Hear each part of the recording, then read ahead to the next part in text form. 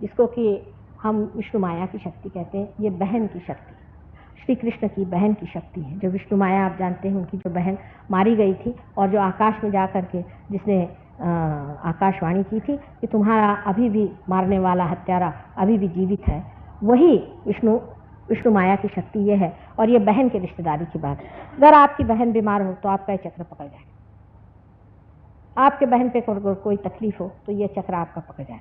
अगर आपकी रिश्तेदारी बहन के मामले में आप ठीक ना, मैंने अब किसी को बहन मानते हैं और आपकी नज़र खराब, आजकल के लोगों के ये चक्र बहुत खराब रहता है क्योंकि उनमें पवित्रता नहीं है। अपनी पत्नी के अलावा सब औरतों को अपनी बहन या माँ मानना चाहिए। ये जो शास्त्रों में लिखा है, लोग हंसते हैं, ये कैसे हो सकता है, मतलब ये तो हो ही नहीं सकता, क्योंकि सब लोग कुत्ते हो गए ना। कुत्तों को तो समझ में आती नहीं है बात कि इस तरह से भी कोई पावित्र होता है। आप करके देखिए कि सिर्फ आप अपनी पत्नी छोड़ करके किसी भी औरत अपनी बहन और माँ माने, देखिए कितना संतोष आपके अंदर आएगा, कितनी आपके प्रॉब्लम सॉल्व हो जाएंगे, कितना समाज सुगठित हो जाएगा। अभी देखिए पहले के समाज में कितने ही लोग घर में आते थे, रहते थे, कोई प्रॉब्लम खड़ा नहीं होता था। विशेषता विलायत में देखिए, विलायत में यह हालत हो गई है कि हमारे एक शिष्य थे, उनकी उम्र सिर्फ 26 साल की थी। उनकी माँ की उम्र थी कोई समझ लीजिए 42 या 43 की रही होगी।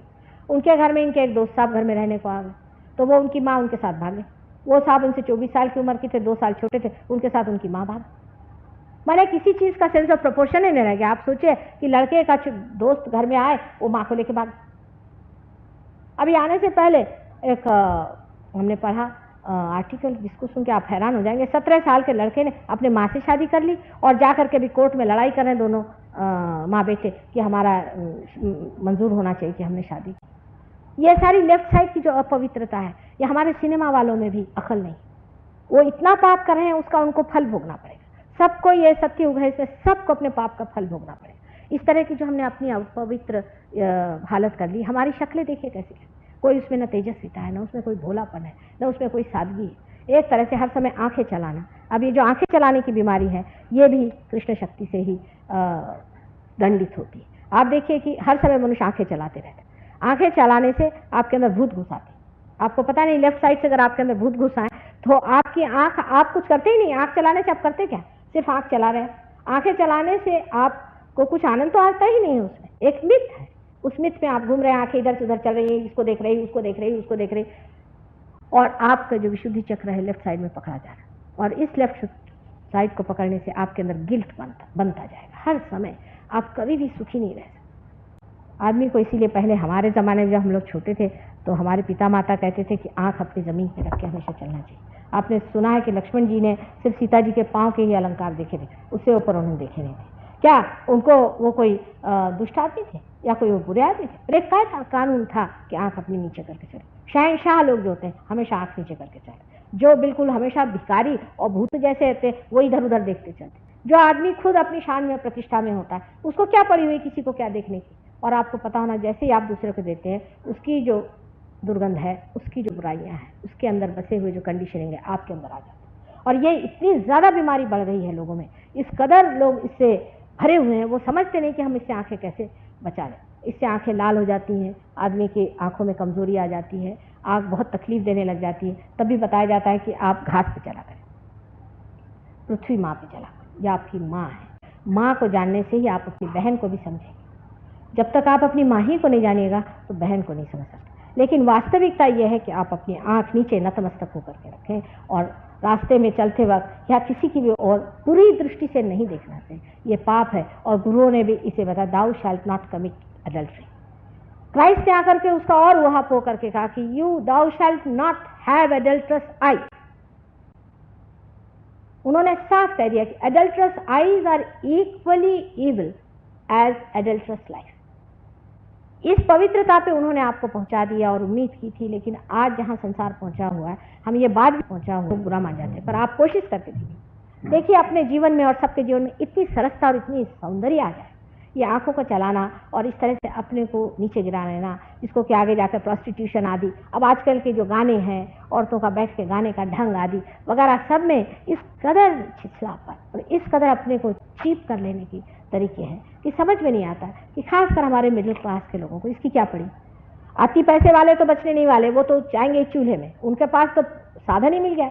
जिसके पास अति पैसा आ गया उसको तो लगता है क्या करूँ मैं क्या ना करूँ, इस पैसे को कौन से गड्ढे में डालूं और उसके साथ मैं भी कूद जाऊँ। जैसे ही उसके पास पैसा आ जाता पहले सोचता है मैं रेस में जाऊँ कि ये करूँ कि वो करूँ। आज इसलिए मैं पाप पुण्य की चर्चा कर रही हूँ क्योंकि गुरु की बात हो गई। पाप पुण्य का विचार आपको इस विशुद्धि चक्र पे आता। पाप और पुण्य क्या है? अगर आपको पाप और पुण्य का विचार विशुद्धि चक्र तक नहीं आया तो आप काम से गए, आपकी कुंडलिनी जागरूक नहीं हुई। संसार में पाप और पुण्य दोनों चीजें हैं, लेकिन ये सोचते माँ वो इतना पापी आदमी, लेकिन देखो उसकी कितनी प्रगति। मैंने कहा तुम उसके घर में जाकर, उसके जीवन में जाकर क्या उसकी प्रगति हुई?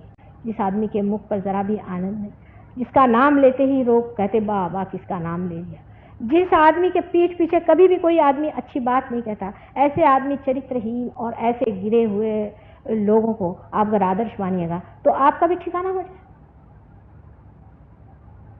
हमारे सहयोग में आप जब पार हो जाइएगा तो अपने आप से आपके अंदर शक्ति आ जाएगी। आप स्वयं ही अपनी प्रतिष्ठा को जानिएगा, क्योंकि आप हैं, आप बहुत प्रतिष्ठित हैं। आप जानते नहीं कि परमात्मा ने कितनी मेहनत से चक्र आपके अंदर बनाया, एक एक चीज को कितनी सुंदरता से बनाया है और उसको किस तरह से घड़ाया है और एक कुंडलिनी को किस तरह से सुव्यवस्थित रखा हुआ है। आप अपना ही अपमान कर रहे हैं, अपने ही को नीचे गिरा रहे हैं। आप अपनी कीमत समझे, अपना बड़प्पन समझे, अपनी हालात को आप समझे कि आप तो सारे संसार के फूल हैं और आपको फल में बदलना है। अगर आप इस चीज को समझ ले कि आप ही परमात्मा के वरेण्य हैं, परमात्मा आप ही को मानता है और आप ही के सामने झुक रहा है और आपसे कह रहा है कि आप इसको पा लीजिए जो आपका श्रेय है। श्रेय को पहचानना भी मनुष्य की सुबुद्धि से होता है। जब तक उसके अंदर दुर्बुद्धि बनी रहेगी वो कर नहीं सकता। यह सुबुद्धि भी विशुद्धि चक्र के जागृति से होती है। जब मनुष्य अपने विशुद्धि चक्र में जाग उठता है उसके अंदर अपने आप सुबुद्धि आ जाती है, उसके अंदर बैलेंस आ जाता है। एक तो होती है दुर्बुद्धि, एक होती है कुबुद्धि और एक होती है सुबुद्धि। बुद्धि से कोई भी फर्क नहीं पड़ने वाला, क्योंकि बुद्धि गधी भी हो सकती है और बेवकूफ़ भी हो सकती है। बुद्धि से, रैशनैलिटी से एक आदमी चोरी करता है, वो कहता है मैं क्यों ना चोरी करूं, मेरे पास ये चीज़ नहीं है उसके पास है तो मैंने चोरी कर ली, क्यों ना करूं मैं। रैशनैलिटी आ गई। रैशनैलिटी जो है वो हर एक चीज़ को रैशनलाइज कर सकती है, लेकिन सुबुद्धि जो है वो कहती कि नहीं, दूसरे की चीज़ उसकी अपनी है, मेरी चीज़ मेरी अपनी है, मेरी चीज़ में जो मज़ा आ रहा है उसमें है। और ऐसे भी चीज़ किसी की कोई होती ही नहीं, किसी की कौन सी चीज़ है, सब यहीं छोड़ के जाना है। ये तो दिमागी जमा खर्च है, ये मेरी चीज़ है तुम्हारी चीज़ है, वहाँ रजिस्ट्रार के ऑफिस में लिखा हुआ है। जाते वक्त तो यूं ही जाने का, जाते वक्त तो मनुष्य यूं ही जाता है, सब कुछ यहीं छोड़ के जाता है। एक ये साधारण बात है, उसके पीछे क्यों इतनी मारोधार कर।